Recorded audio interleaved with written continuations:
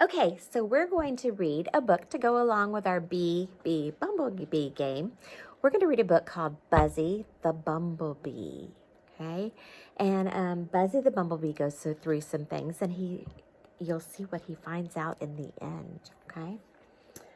All right, this is by Denise Brennan Nelson and illustrated by Michael Glenn Monroe.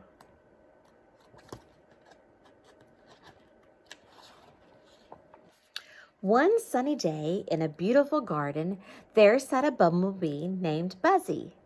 His stripes were black and yellow, and his coat was rather fuzzy. See Buzzy? There's Buzzy.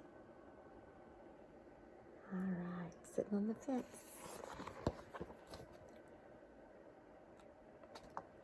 Buzzy liked to fly, like all bumblebees. He danced with the flowers and swayed with the breeze. Can't see, so I'm going to peek over here to make sure you guys get to see all the cool pictures. Wouldn't it be neat to be an illustrator of a book where you get to draw the pictures in the book? That would be so cool. He also liked to read and thought himself worldly and wise. So Buzzy was startled when he read, "Bumblebees weren't made to fly." He read it over and over. Bumblebees weren't made to fly, according to studies and research, and it went on to explain why. Here he is reading the book. All right. And over here is where he's reading the book, and then he finds out that bumblebees weren't made to fly. Their wingspan is wrong, and their bodies are too big. Buzzy was confused. He thought, I am not a pig. Buzzy couldn't believe what he read, and he kept thinking, can these facts be true? I've been flying all this time, and I shouldn't have been able to. He tried to make his wings work by pumping with all of his might, but the words he had read were stuck in his head, and now something wasn't right.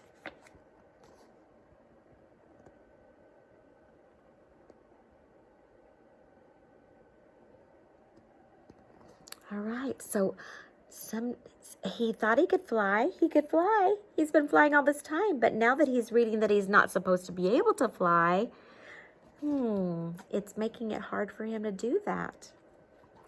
Buzzy was stranded on top of a flower, longing to fly away.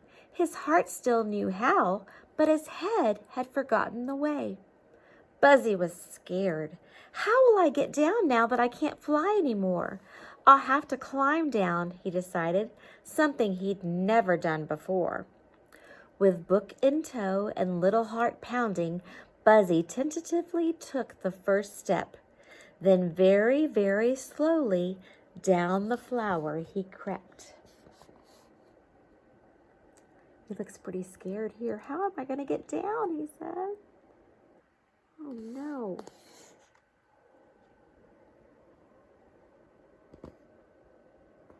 And then he starts to creep down. All right, let's see what happens. Buzzy's foot started to slip, and he felt himself letting go. Oh, no! Can you do that with me? Can you say, oh, no? Make your voice go, no! Which way did we go? Did we go down, or did we go up with our voice? Did we go, no? Or did we go, no? We went down, didn't we? Yes. So do that with me. Say, oh, no. Poor Buzzy. What's going to happen to him? Look, his book is even flying. He's falling down. Oh, no. What's going to happen? Thank goodness for a leaf. It helped cushion the blow. Dazed. What does dazed mean? Do you know what dazed means? Do you ever sometimes like hit your head or something and you're kind of like, whoa? Or maybe you stand up too fast and you're like, oh, and things kind of spin. Well, that's where Buzzy was, because he was like dazed. Dazed, Buzzy slowly sat up thinking, what should I do now? My home is so far away. I've got to get there somehow. There he is.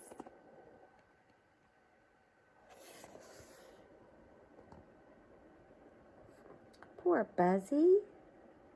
What's he gonna do? He's got to figure out how to get home, right? Two dragonflies saw Buzzy walking, and they asked, what's wrong with you? Buzzy sadly told them, my flying days are through. They didn't understand his problem because their wings worked just fine. Would you walk with me? Buzzy asked. No, thank you, they declined. Feeling very envious and even a little mad, Buzzy had a funny feeling inside. He wanted what they had. Heavy-hearted, he trudged on, anxious to get home. Buzzy needed his family. He felt so all alone.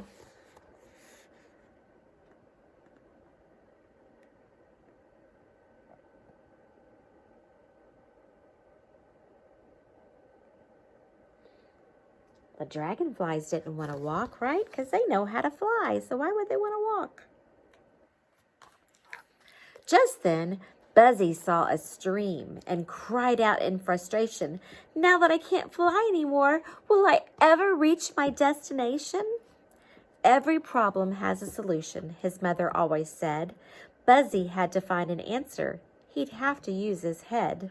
At that very moment, a flower petal drifted by. It gently floated to the river's edge as Buzzy let out a sigh.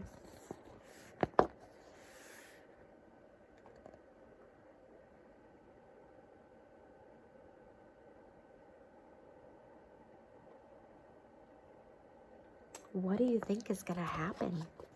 I don't know. Buzzy had an idea. I need something that will float. Looking at the petal in the water, he thought, that could be my boat. He picked up a blue jay's feather and cautiously pushed himself out. When Buzzy realized the petal would work, he gave a joyful shout. As he safely reached the other side, Buzzy was filled with relief. So he used the feather like a paddle, right? And he got on top of the petal, on the flower's petal. And that's what he used like a raft to get across the water. Pretty smart, huh?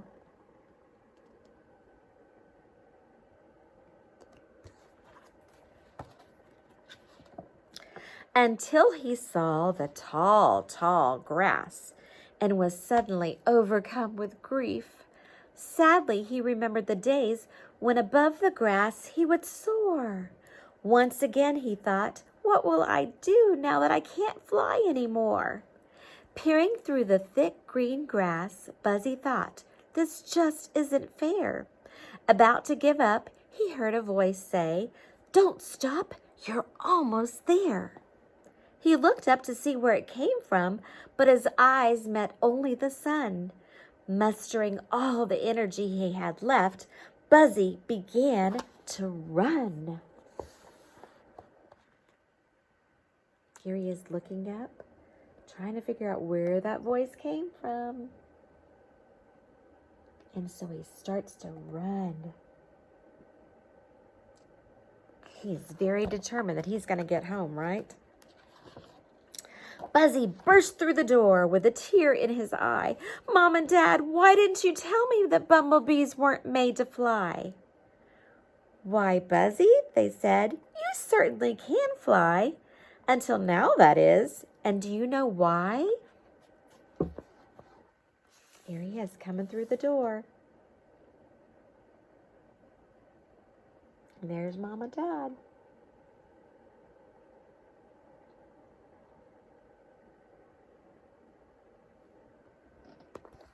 What does this sign up here say? It says the Bombus family. The Bombus family lives there. You're doubting yourself. Fear is blocking the way. Listen to your heart, Buzzy, not to what others say. Ignore the labels and limits. They seldom do good. They make you think you can't when inside you know you could. Buzzy thought about what they had said, and he knew his parents were right. It's belief in ourselves that helps us take flight. So, you don't have to listen to what other people say that you can do and you can't do. Don't let somebody tell you that you can't do something because you're not good enough or you weren't made to do that. If there's something that you really want to try, you can try it. You don't have to listen to those people tell you that you're not supposed to be able to do that. You show them that you can if you try really, really hard. Quickly, Buzzy ran out the door and looked up at the sky. Bursting with confidence and desire, Buzzy shouted, "I want to fly!" Buzzy's wings fluttered and his spirit began to soar. Buzzy knew he would be all right. He would fly once more.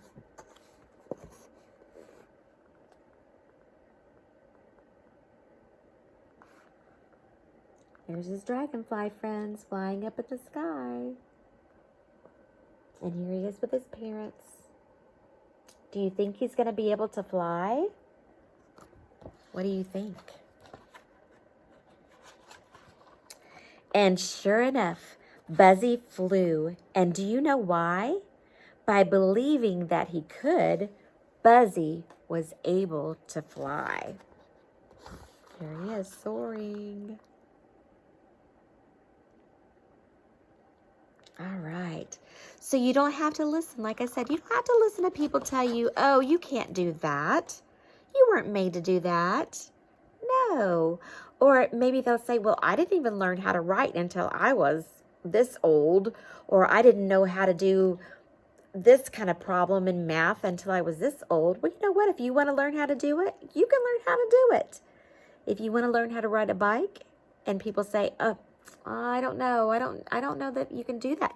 You can tell them that you can try and you can learn how to do it. If you think that you can, believe that you can. Just like Buzzy the Bumblebee did. He believed that he could in the end, and he did. All right. I hope you enjoyed the story.